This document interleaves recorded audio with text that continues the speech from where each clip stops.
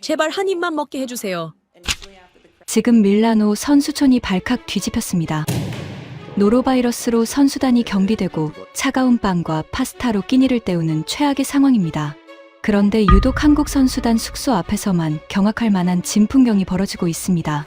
미국 선수는 SNS에 사진 한 장을 올리며 이게 진짜 선수 음식이라고 찬사를 보냈고, 독일 선수는 샌드위치 5개를 들고 와서 제발 이것과 바꿔달라며 애걸복걸하고 있습니다. 급기야 한국을 무시하던 현지 조직위 직원마저 새벽 5시 한국 급식센터의 압도적인 시스템을 보고 현장에서 눈물을 터뜨리고 말았는데요. 미슐랭 셰프 10명이 와도 이건 못 이긴다는 극찬이 터져 나온 상황입니다. 도대체 무슨 일이 있었던 걸까요? 세계를 경악해 한 그 비밀을 지금 바로 공개합니다. 잠깐, 지금 이 이야기를 어디에서 듣고 계신지 댓글로 알려주세요. 본 영상을 시청하신 후 이야기가 감동적이었다면 구독과 좋아요도 부탁드립니다. 그럼 바로 시작할게요. 밀라노 동계올림픽. 이탈리아가 전 세계에 우리의 미식을 자랑할 절호의 기회였습니다. 미슐랭 3스타 셰프 10명, 최고급 식재료, 완벽한 메뉴. 모든 준비가 끝났습니다. 그런데 개막과 동시에 이변이 발생했습니다. 한국이라는 작은 나라 선수단이 우리를 완전히 무시한 겁니다. 71명 전원이 선수촌 식당 대신 200km 떨어진 곳에서 배달되는 도시락 182개를 선택했습니다. 미식의 자존심이 무너진 순간 저는 그 이유를 찾아 나섰습니다. 제 소개를 먼저 하겠습니다. 저는 지오반니, 38세입니다. 밀라노에서 태어나 평생 이탈리아 요리와 함께 살아온 사람이죠. 현재는 밀라노 코르티나 동계올림픽 조직위원회에서 급식 담당을 맡고 있습니다. 전 세계에서 모인 선수들이 최상의 컨디션을 유지할 수 있도록 식사를 책임지는 자리예요. 저희 집안은 대대로 음식과 함께 살아왔습니다. 할머니는 밀라노에서 작은 트라토리아를 운영하셨고, 어머니는 지금도 파스타 가게를 40년째 꾸려가고 계시죠. 저희 집 식탁에는 늘 갓 구운 빵 냄새와 토마토 소스 향이 가득했어요. 그런 환경에서 자란 저에게 이탈리아 요리는 단순한 음식이 아니라 정체성 그 자체였습니다. 그래서 이번 밀라노 올림픽 급식 담당을 맡았을 때 저는 이렇게 다짐했어요. 전 세계 선수들에게 진짜 이탈리아의 맛을 보여주겠다고 말이죠. 미슐랭 3스타 셰프 10명을 섭외했고 최고급 파르미지아노, 레지아노와 발사믹 식초를 준비했습니다. 리조또, 오소부코, 티라미수까지 완벽한 메뉴를 구성했어요. 솔직히 고백하자면 저는 한국이라는 나라를 완전히 무시하고 있었습니다. 아시아 어딘가에 있는 작은 나라, 요즘 K-팝으로 유명하다는 곳 정도로만 알고 있었거든요. 우리 이탈리아와 비교하면 역사도 짧고 음식 문화도 한참 뒤처질 거라고 생각했죠. 한국 음식이 우리 이탈리아 요리를 따라올 수 있겠어요? 작은 나라 주제에 건방지군. 개막 준비 중에 한국 측 요청서를 보고 제가 내뱉은 말입니다. 부끄럽지만 사실이에요. 그런데 문득 15년 전 아버지의 말씀이 떠올랐습니다. 아버지는 돌아가시기 1년 전 갑자기 한국 이야기를 꺼내신 적이 있었어요. 1988년 서울올림픽 때 통역 일로 한국에 가셨던 이야기였죠. 어느 식당 할머니가 하신 말씀이 인상 깊었다고 하시더군요. 손님 한 분 한 분이 내 가족이니까. 그러면서 아버지는 이렇게 말씀하셨어요. 언젠가 너도 알게 될 거야. 한국을 보면. 하지만 당시 23세였던 저는 전혀 이해하지 못했습니다. 솔직히 아버지가 늙으셨나 보다 정도로 생각했죠. 한국 같은 작은 나라가 우리 이탈리아보다 나을 리 없다고 믿었으니까요. 그 대화는 제 기억 속에서 완전히 잊혀졌고 아버지가 돌아가신 후에도 한 번도 되새겨보지 않았습니다. 15년이 흘렀습니다. 저는 이제 이탈리아 최고의 올림픽 무대를 준비하는 사람이 되어 있었어요. 아버지, 보세요. 제가 이탈리아 음식으로 세계를 감동시킬 겁니다. 한국 같은 작은 나라는 우리를 따라올 수 없습니다. 얼마나 오만했는지 모릅니다. 개막을 앞두고 동료들과 이런 대화를 나눴었어요. 요즘 K-팝이 유명하다던데 음식까지 잘하진 못하겠지. 이탈리아 음식 먹으러 선수들이 줄 설 걸. 우리는 자신만만하게 웃었습니다. 그런데 개막 직전 이상한 소문이 들려왔어요. 한국이 조리사 20명을 파견했다는 겁니다. 세계 거점 모두의 급식센터를 만들고 심지어 밥솥을 10개나 가져왔다고 하더군요. 저는 동료들과 함께 비웃었습니다. 유난 떠는 거 아냐? 며칠 못 가서 우리 식당으로 올 거야. 하지만 완전히 틀렸습니다. 개막 첫날 한국 선수 71명 전원이 우리 식당에 나타나지 않았습니다. 단 한 명도요. 대신 그들은 새벽 5시부터 만들어져 200km를 달려 배달되는 도시락 182개를 선택했습니다. 점심, 저녁 매일 2번씩 말이죠. 저는 모니터를 멍하니 바라봤어요. 믿을 수가 없었습니다. 미식의 나라 이탈리아, 미슐랭 3스타 셰프 10명이 준비한 완벽한 메뉴를 한국이 완전히 거부한 겁니다. 그날 밤 저는 잠을 이룰 수 없었습니다. 자존심이 무너지는 기분이었거든요. 어머니가 40년간 식당을 운영하시면서 늘 하시던 말씀이 있습니다. 손님이 다른 식당 음식을 먹겠다고 하면 그보다 속상한 일은 없단다. 저는 지금 정확히 그 기분을 느끼고 있었어요. 하지만 동시에 이런 생각도 들었습니다. 대체 그 도시락에 뭐가 들어있길래 한국 따위가 우리 이탈리아를 이긴다고? 문득 15년 전 아버지 말씀이 떠올랐어요. 언젠가 너도 알게 될 거야. 한국을 보면 혹시 아버지가 말씀하신 게 이거였을까요? 아니야, 설마. 한국이 우리보다 나을 리 없어. 분명히 다른 이유가 있을 거야. 저는 그 이유를 찾아 나서기로 결심했습니다. 하지만 그 전에 이번 밀라노 올림픽의 특수한 상황부터 설명해야 할 것 같습니다. 이번 밀라노 코르티나 동계올림픽은 처음부터 특별했습니다. 올림픽 역사상 처음으로 세계 도시가 분산 개최하는 대회였거든요. 밀라노에서는 빙상 종목이, 코르티나 단페초에서는 설상 종목과 컬링이, 리비뇨에서는 스키 종목이 열리는 방식이었어요. 문제는 이 세 도시가 서로 200km 이상 떨어져 있다는 점이었습니다. 밀라노에서 코르티나까지 차로 3시간, 리비뇨까지는 2시간 반이 걸렸죠. 선수들이 경기장을 오가는 것만 해도 큰 부담이었습니다. 하지만 저는 자신만만했어요. 거리가 멀어도 우리 이탈리아 음식은 최고니까요. 각 거점마다 최고급 식당을 준비했고 선수들이 어디에 있든 완벽한 식사를 할 수 있도록 만반의 준비를 갖췄습니다. 그런데 개막 3주 전 예상치 못한 요청이 들어왔습니다. 한국 측에서 연락이 온 겁니다. 3개 거점 모두에 우리 급식센터를 설치하고 싶습니다. 저는 처음엔 잘못 들은 줄 알았어요. 죄송한데요. 급식센터를 설치한다고요? 우리가 이미 완벽한 식당을 준비했는데요.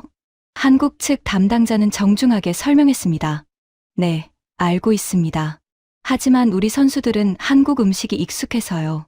밀라노, 코르티나, 리비뇨 3곳 모두의 급식센터를 운영하고 싶습니다. 3곳 모두요? 저는 어이가 없었습니다. 그건 예산 낭비 아닙니까? 우리 이탈리아 음식으로 충분합니다. 죄송합니다. 하지만 선수들의 컨디션을 위해서는 익숙한 음식이 필요합니다. 자비로 모든 걸 준비하겠습니다. 자비로요? 제 귀를 의심했습니다. 한국에서 조리사들을 파견하고 식재료를 공수하고 심지어 밥솥까지 가져온다는 겁니다. 3개 거점 모두의 말이죠. 저는 단호하게 거절했습니다. 말도 안 됩니다. 이건 우리 이탈리아에 대한 모욕입니다. 우리 음식이 그렇게 형편없습니까? 하지만 한국 측은 끝까지 정중했어요. 절대 그런 뜻이 아닙니다. 이탈리아 음식은 훌륭합니다. 다만 우리 선수들은 한국 음식에 익숙해서요. 이해해 주시면 감사하겠습니다. 결국 한국은 자비로 모든 걸 진행했습니다. 조리사 20명을 한국에서 직접 파견했고 고추장, 된장, 김치 같은 식재료도 공수했어요. 심지어 거대한 밥솥 10개와 김치 냉장고 5대까지 가져왔습니다. 저는 동료들에게 투덜댔습니다. 한국이 또 유난이에요. 작은 나라 주제에. 동료 중 한 명이 말했습니다. 들었어? 2024 파리 올림픽 때도 한국은 100km 떨어진 곳까지 도시락 배달했대. 도쿄 때도 자기들 급식센터 차렸고 일본, 프랑스도 그렇게 당했는데 우리 이탈리아 음식은 괜찮을 줄 알았나 봐. 다른 동료가 비웃었습니다. 저는 화가 났습니다. 솔직히 말씀드리면 자존심이 상했어요. 우리 이탈리아 요리가 일본, 프랑스보다 못하다는 건가요? 한국 같은 작은 나라가 감히 이탈리아 미식을 거부하다니 속으로 생각했습니다. 좋아. 어디 두고 보자. 결국 선수들이 우리 식당으로 올 거야. 한국 음식이 우리 이탈리아 요리를 이길 순 없어. 그런데 한 가지 의문이 들었습니다.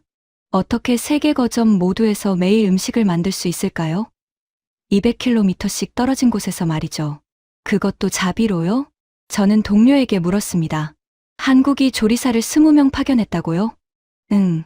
3개 거점에 나눠서 배치한대. 미쳤지? 매일 음식을 만든다고? 그것도 하루에 2번. 점심, 저녁. 저는 코웃음을 쳤습니다. 불가능해요. 거리도 먼데 제대로 될 리가 없어. 며칠 하다가 포기할 겁니다.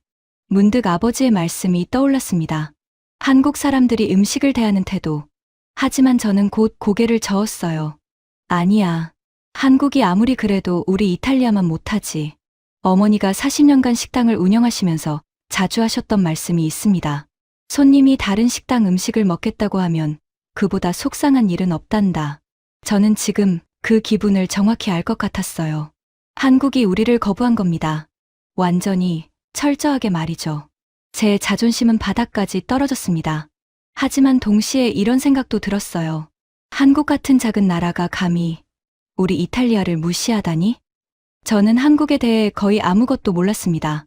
그저 아시아 어딘가에 있는 작은 나라, K-팝으로 유명한 나라, 그 정도였죠.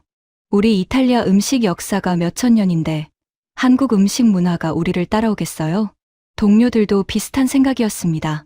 작은 나라가 건방지네. 우리 이탈리아 음식이 싫다는 거잖아. 좋아. 어디 한번 해보라지. 며칠 못 가서 우리한테 올걸? 하지만 개막일이 다가올수록 묘한 불안감이 들었습니다. 한국이 정말 세계 거점 모두에서 음식을 만들 수 있을까? 200km씩 떨어진 곳에 매일 배달할 수 있을까? 설마 정말로 해낼까? 그때는 몰랐습니다. 제가 곧 목격하게 될 광경이 제 인생을 완전히 바꿔놓으리란 걸 말이죠. 2026년 2월 6일 드디어 밀라노 코르티나 동계올림픽이 개막했습니다. 밀라노 산시로 스타디움에서 화려한 개막식이 열렸고 전 세계 91개국 선수단이 입장했죠. 저는 그 광경을 보며 가슴이 벅차올랐습니다. 100년 만에 이탈리아에서 열리는 동계올림픽이었으니까요. 하지만 개막식의 감동도 잠시, 저는 곧 현실로 돌아와야 했습니다.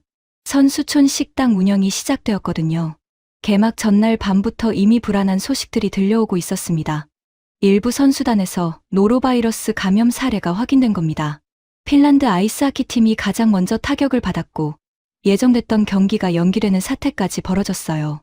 저는 긴급회의에 참석했습니다. 조직위원회 위원장의 표정이 심각했어요. 지오반니, 선수촌 식당 위생 상태는 완벽합니까? 물론입니다. 모든 식재료를 철저히 관리하고 있고 조리 과정도 위생 규정을 엄격히 준수하고 있습니다. 그럼 왜 노로바이러스가 발생한 겁니까? 저는 할 말이 없었습니다. 사실 정확한 원인은 아직 파악되지 않았거든요. 선수촌 화장실 문제일 수도 있고 외부에서 유입됐을 수도 있었죠. 하지만 각국 대표단의 반응은 냉정했습니다. 선수촌 식당에 대한 신뢰가 급격히 떨어진 겁니다. 설상가상으로 개막 당일 컬링 경기장에서 정전 사고가 발생했어요. 한국과 스웨덴의 경기 도중 갑자기 불이 꺼졌고 경기가 중단됐습니다. 공사 부진 논란이 현실이 된 순간이었죠. 언론들이 들끓기 시작했습니다. 이탈리아 올림픽 준비 부실, 밀라노 올림픽 개막부터 삐걱. 저는 밤잠을 이룰 수가 없었어요. 이러다 우리 식당도 불신받는 거 아냐? 선수들이 음식 때문에 아프면 어떡하지? 그리고 개막 다음 날 아침, 제 우려는 현실이 되었습니다. 선수촌 식당에 선수들이 거의 오지 않은 겁니다. 평소 같으면 아침 식사 시간에 북적였을 텐데 텅 비다시피 했어요. 노로바이러스 소문 때문에 다들 식당을 기피하기 시작한 거죠. 각국 대표단은 급히 대책을 세우기 시작했습니다. 케이터링 업체를 알아보는 나라들, 근처 레스토랑을 예약하는 팀들, 선수들끼리 편의점 음식을 사다 먹는 모습까지 보였어요. 저는 동료에게 물었습니다. 한국은 어떻습니까? 한국, 동료가 모니터를 확인했습니다. 한국 선수 71명 중 선수촌 식당 이용자 0명이네요. 0명이요? 응. 전원 도시락 주문했대요. 저는 순간 안도감과 함께 묘한 기분이 들었습니다. 한국만 유독 태어나더라고요. 노로바이러스. 그들에겐 해당 사항이 없었습니다. 자체 급식센터가 있었으니까요. 도시락 주문 현황 좀 보여주세요. 동료가 자료를 건넸습니다. 저는 그 숫자를 보고 입이 벌어졌어요.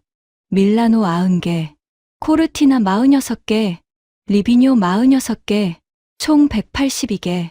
182개요? 한국 선수가 71명인데 점심, 저녁 2끼니까 곱하기 2죠. 아, 그리고 코치진이랑 스태프들 것까지 포함이래요. 저는 더 놀라운 사실을 발견했습니다. 배달 시간표였어요. 밀라노 오전 11시 30분, 오후 6시. 코르티나 오전 11시, 오후 5시 30분.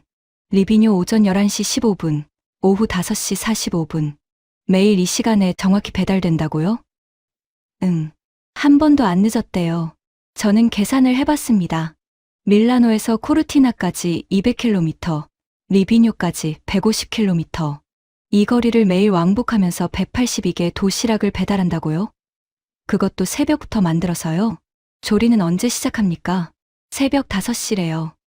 매일. 새벽 5시. 저는 그 시간에 아직 깊은 잠에 빠져 있을 시간이었어요. 동료가 덧붙였습니다. 그리고 있잖아. 더 웃긴 건 한국 선수단 중에 노로바이러스 감염자가 단 한 명도 없대요. 한 명도요? 응. 자체 급식센터 덕분인지 컨디션도 최상이래. 저는 복잡한 심정이 들었습니다. 분노, 부러움, 그리고 의문이 뒤섞였죠. 우리 음식이 바이러스보다 위험하다는 거야? 자존심이 상했습니다. 어떻게 저 거리를 매일 배달하지? 궁금했습니다. 다른 나라들도 한국처럼 하면 어쩌지? 불안했습니다. 하지만 무엇보다 이런 생각이 들었어요. 그래봤자 한국 음식이잖아. 우리 이탈리아 요리만 못하겠지. 저는 여전히 한국을 무시하고 있었습니다. 작은 나라, 우리보다 한참 아래라는 생각을 버리지 못했죠. 그날 밤, 저는 잠자리에 누워 문득 아버지 생각이 났습니다. 15년 전 그 대화. 손님 한 분 한 분이 내 가족이니까. 설마 한국이 정말로? 하지만 저는 곧 고개를 저었습니다. 아니야. 아직 판단하기 이르다. 아버지가 돌아가시기 전 하셨던 또 다른 말씀이 떠올랐습니다. 손님이 음식을 남기지 않으면 그게 최고의 찬사야. 그런데 한국 선수들은 아예 우리 식당에 오지도 않았습니다. 가슴이 무너지는 기분이었죠. 하지만 한편으로는 작은 나라 한국이 이 위기 상황에서 어떻게 버틸지 궁금하기도 했습니다. 182개 도시락을 매일 200km씩 떨어진 곳에 배달한다고요? 불가능해 보였습니다. 그런데 그들은 정말로 해내고 있었습니다. 저는 그날 밤 이상하게 잠이 오지 않았습니다. 계속 한 가지 생각이 머릿속을 맴돌았거든요. 대체 그 도시락에 뭐가 들어있길래? 개막 3일째, SNS가 시끄러워지기 시작했습니다. 독일 스키 선수가 올린 사진 한 장이 화제가 됐어요. 한국 도시락 사진이었습니다. 정갈하게 담긴 밥과 반찬들, 그 위에 놓인 작은 메모지까지. 캡션에는 이렇게 적혀 있었죠. 이게 진짜 선수 음식이다. 댓글이 폭주했습니다. 미국 피겨 선수 내 샌드위치랑 바꿔 먹고 싶다. 캐나다 아이스하키 선수 룸메이트한테 나눠달라고 했는데 거절당했다. 코리안 런치박스 해시태그가 순식간에 퍼져나갔습니다. 저는 사무실에서 이 광경을 지켜보며 자존심이 상했습니다. 우리 이탈리아 음식보다 한국 도시락이 화제라고. 대체 뭐가 그리 대단하길래? 호기심과 분노가 뒤섞인 심정이었어요. 저는 결심했습니다. 직접 확인해봐야겠다고. 다음 날 새벽 5시, 저는 알람을 맞춰놓고 일어났습니다. 밀라노 급식센터는 제 사무실에서 차로 20분 거리에 있었어요. 평소에는 절대 가지 않는 시간이었죠. 아직 어두운 새벽, 거리는 텅 비어 있었습니다. 저는 급식센터 건물 앞에 차를 세웠어요. 2층 창문에서 불빛이 새어나오고 있었습니다. 벌써 일하고 있다고? 저는 조심스럽게 건물 안으로 들어갔습니다. 계단을 올라가자 주방에서 소리가 들렸어요. 도마 소리, 물 끓는 소리, 그리고 낮은 대화 소리. 문틈으로 안을 들여다봤습니다. 충격이었습니다. 한국에서 가져온 거대한 밥솥 10개가 일렬로 놓여 있었어요. 김치 냉장고, 5대가 한쪽 벽면을 가득 채우고 있었고요. 조리대 위에는 온갖 재료들이 정확하게 계량되어 준비돼 있었습니다. 한 조리사가 밥솥 뚜껑을 열고 온도계로 밥 온도를 체크하고 있었어요. 옆에서는 다른 조리사가 반찬을 하나하나 정확히 덜어내며 도시락 용기에 담고 있었죠. 이건 요리가 아니라 과학이구나. 그런데 더 놀라운 장면이 있었습니다. 한 조리사가 완성된 도시락에 작은 메모지를 붙이고 있었어요. 저는 눈을 가늘게 뜨고 그 내용을 읽어봤습니다. 황대현 선수님, 오늘 경기 화이팅! 갈비찜 좀 더 넣었어요. 다른 도시락에는 이렇게 적혀 있었습니다. 심석희 선수님, 어제 뼈해장국 맛있다고 해주셔서 감사해요. 오늘도 힘내세요. 저는 얼어붙었습니다. 이건 요리가 아니었어요. 편지였습니다. 가족이 해주는 밥이었죠. 각 도시락마다 다른 메모가 있었어요. 선수 이름을 하나하나 기억하고 그들이 좋아하는 음식을 기억하고 응원의 메시지까지 적어 넣은 겁니다. 순간 할머니가 떠올랐습니다. 크리스마스 때마다 할머니는 가족들을 위해 며칠 전부터 음식을 준비하셨어요. 지오반니는 라자냐를 좋아하지. 마리아는 티라미수를 좋아하고 하나하나 기억하시면서 정성껏 만드셨죠. 할머니의 눈빛이 보였습니다. 사랑으로 가득했던 그 눈빛이요. 그리고 지금 한국 조리사들의 눈에서도 똑같은 빛이 보였습니다. 아버지가 말씀하신 게 혹시 이거였나? 1988년 서울올림픽 한국 식당 할머니. 손님 한 분 한 분이 내 가족이니까. 설마 정말로?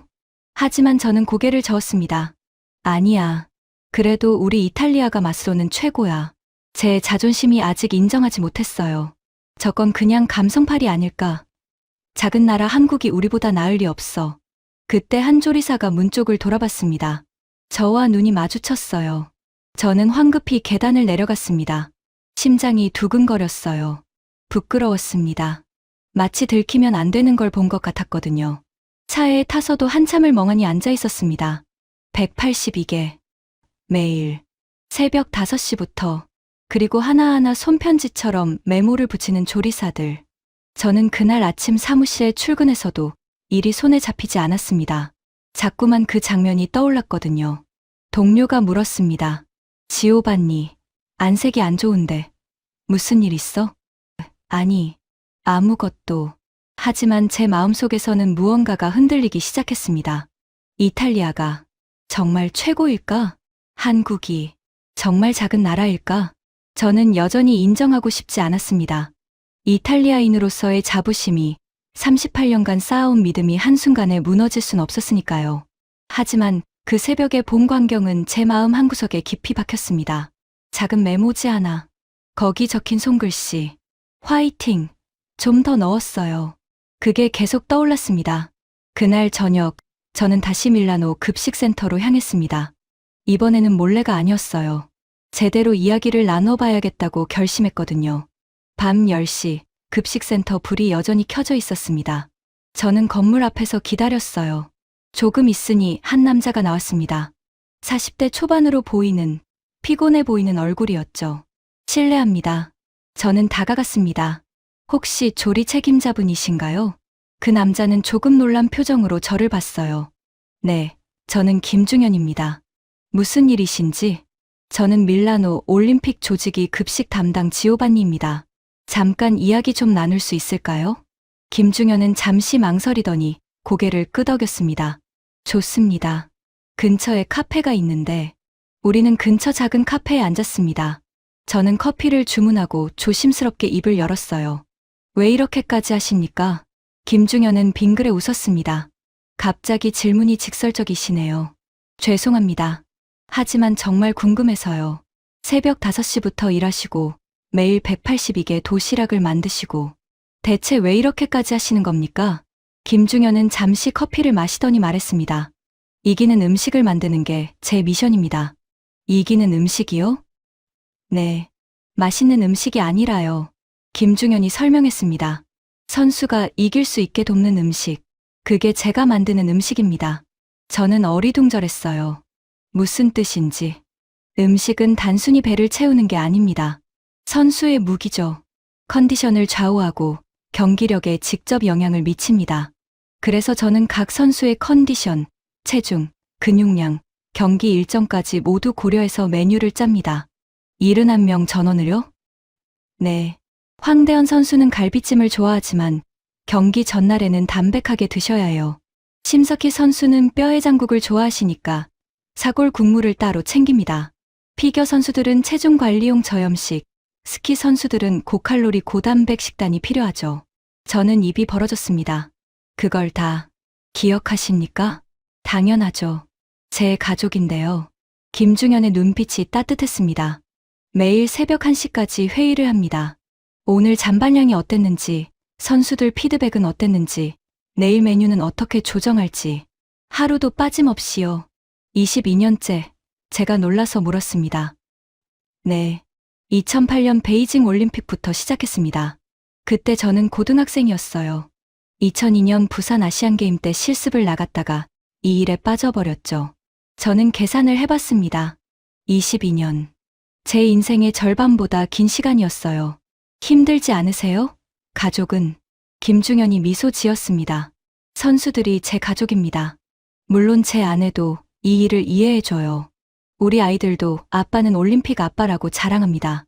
그는 잠시 말을 멈췄다가 덧붙였습니다. 선수들은 4년을 준비합니다. 매일 피땀 흘려 훈련하죠. 저는 그 4년을 밥으로 지켜주는 사람입니다. 메달을 딸 때 그 뒤에 밥심이 있었다고 말할 수 있다면 그게 제 인생의 메달입니다. 저는 말문이 막혔습니다. 이 사람은 요리사가 아니라 선수의 가족이구나. 22년. 한 길을. 순간 할아버지가 떠올랐습니다. 할아버지는 60년간 밀라노 골목에서 구두 수선을 하셨어요. 한 사람 한 사람의 발치수를 기억하셨고 그들이 어디로 걷는지 알고 계셨죠. 한국은 작은 나라가 아니었구나. 제가 중얼거리자 김중현이 물었습니다. 뭐라고 하셨어요? 아닙니다. 저는 황급히 말을 돌렸습니다. 그런데 정말 궁금한 게 있습니다. 왜 세계 거점 모두의 센터를 만드셨습니까? 엄청난 비용이었을 텐데. 선수들이 어디에 있든 익숙한 음식을 먹어야 합니다. 낯선 환경에서 낯선 음식까지 먹으면 컨디션이 무너져요. 비용보다 선수가 중요합니다. 저는 부끄러워졌습니다. 저는 예산 타령을 했었죠. 한국을 무시했고 작은 나라라고 생각했습니다. 하지만 그들은 선수를 위해 자비로 모든 걸 준비했습니다. 문득 아버지 말씀이 떠올랐습니다. 손님 한 분 한 분이 내 가족이니까. 아버지가 본 한국이 바로 이거였구나.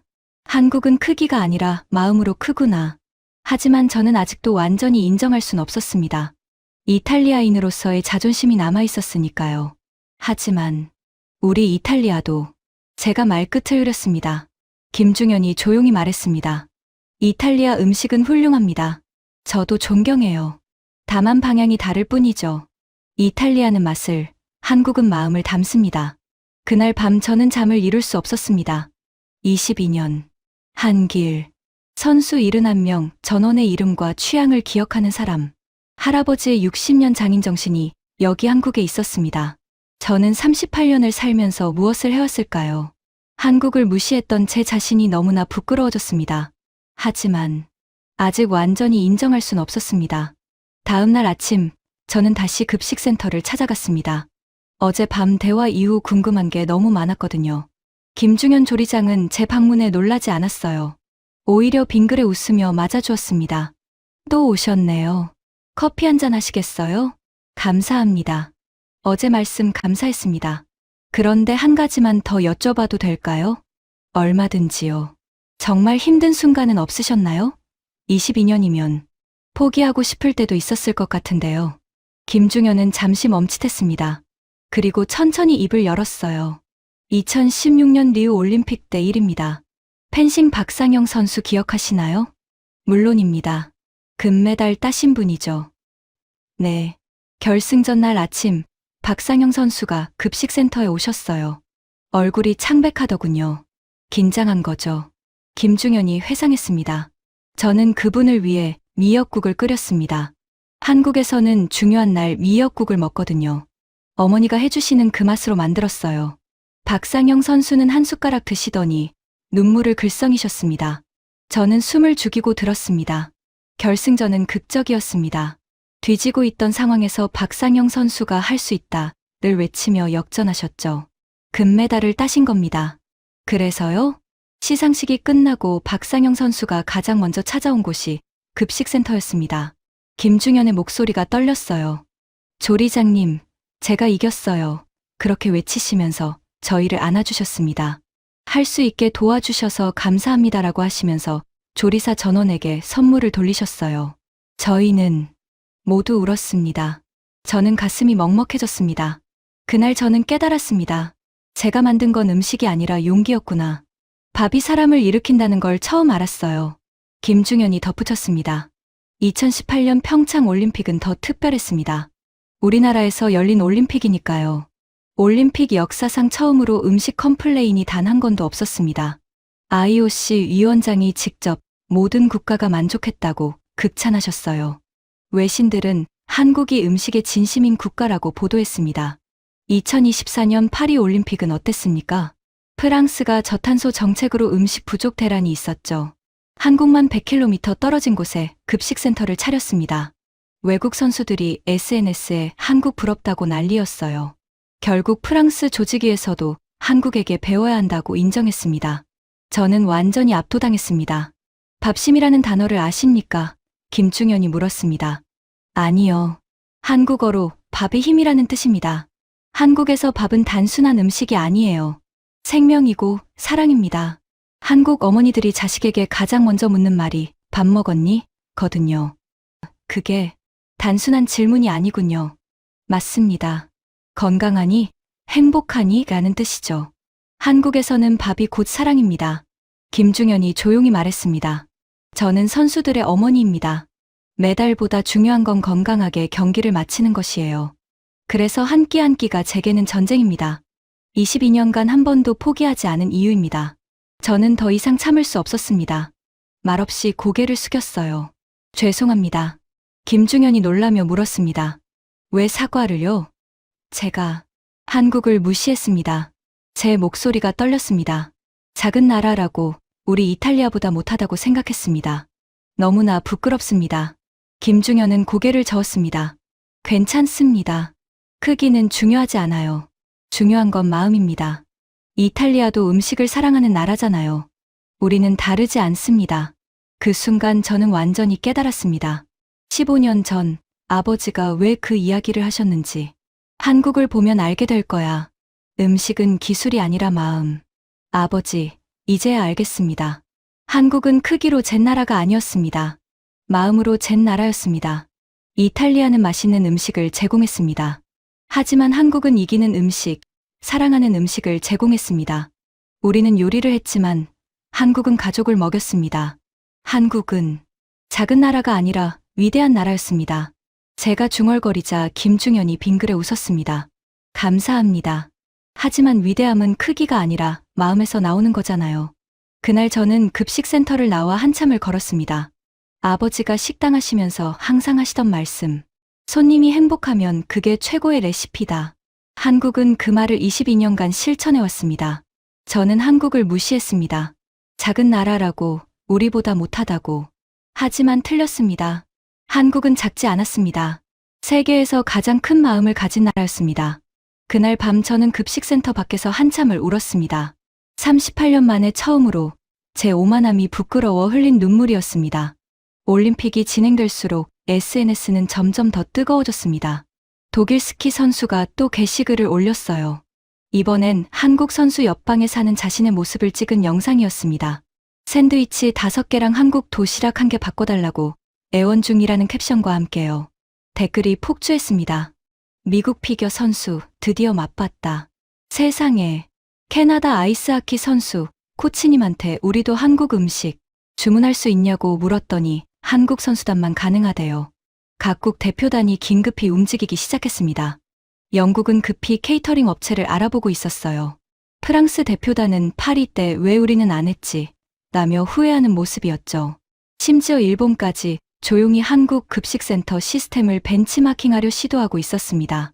하지만 일본 언론은 여전히 비판적이었어요. 한국은 또 과하다.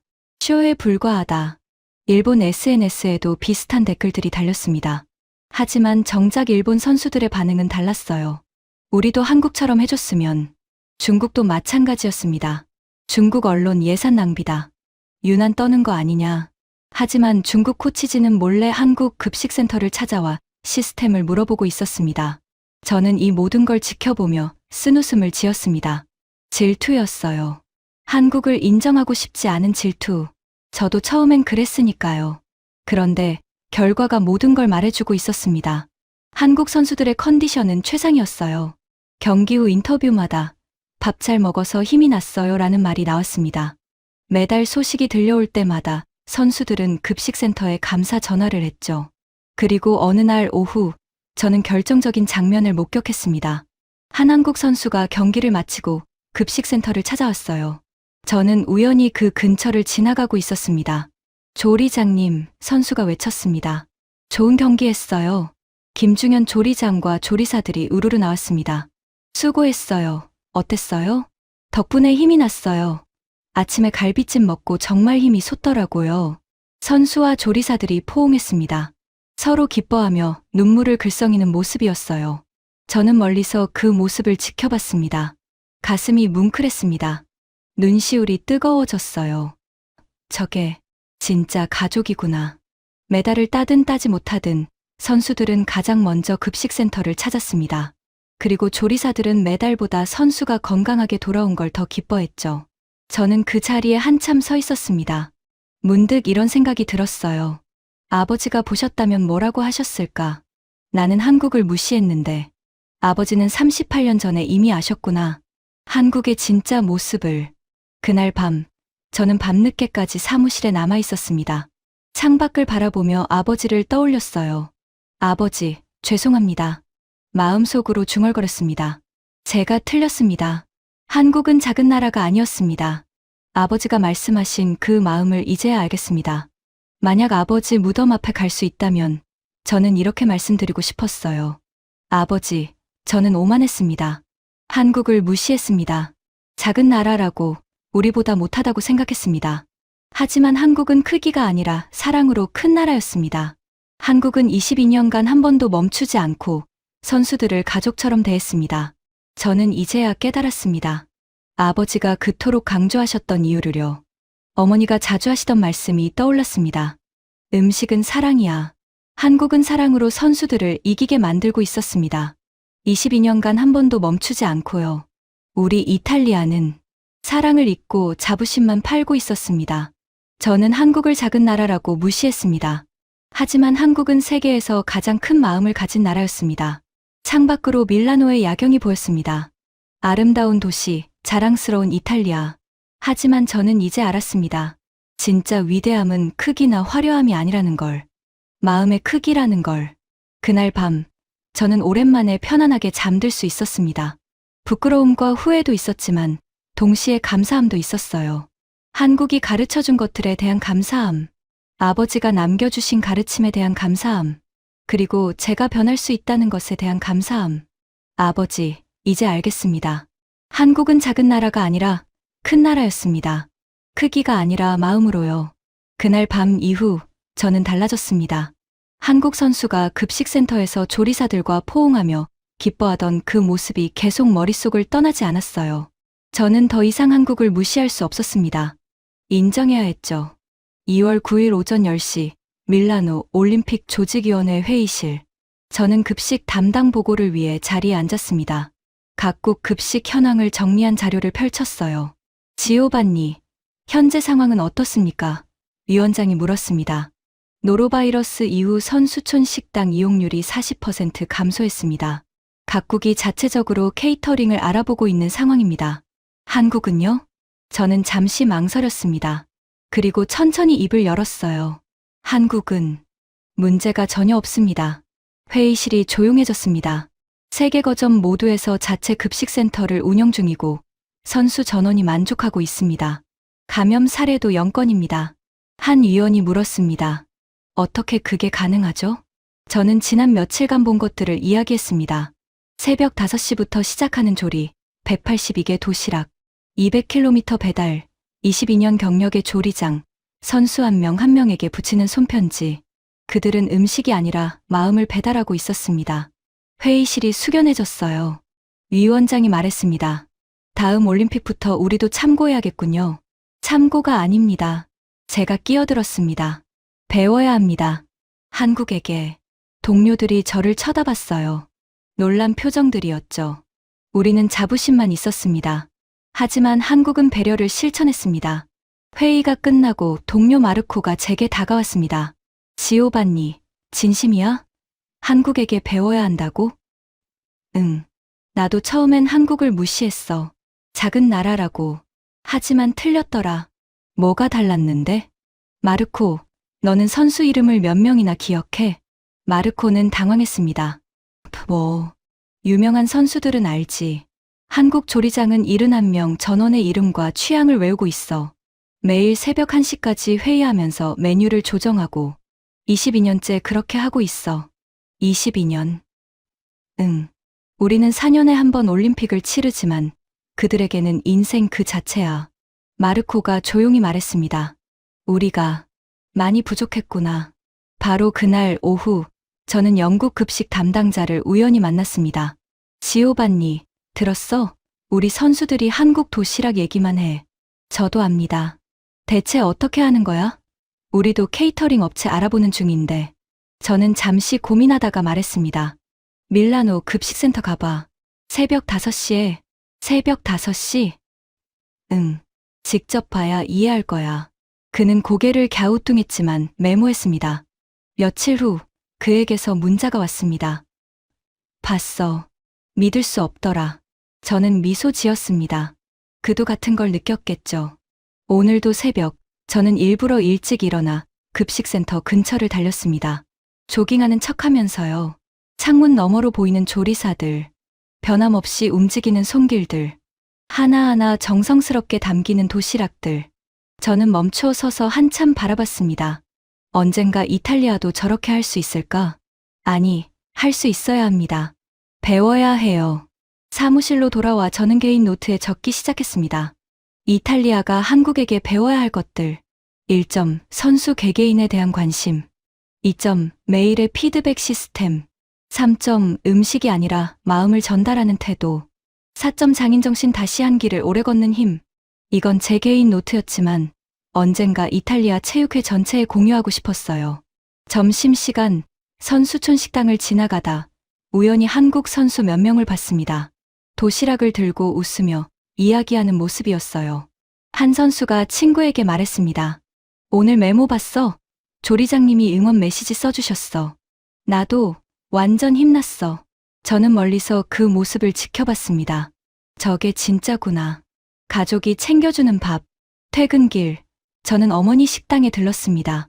엄마, 요즘 손님들 이름 기억하세요? 어머니가 웃으셨어요. 물론이지. 단골들은 다 알지. 왜? 한국에서 온 조리사들도 그래요. 선수 71명 전부 기억해요.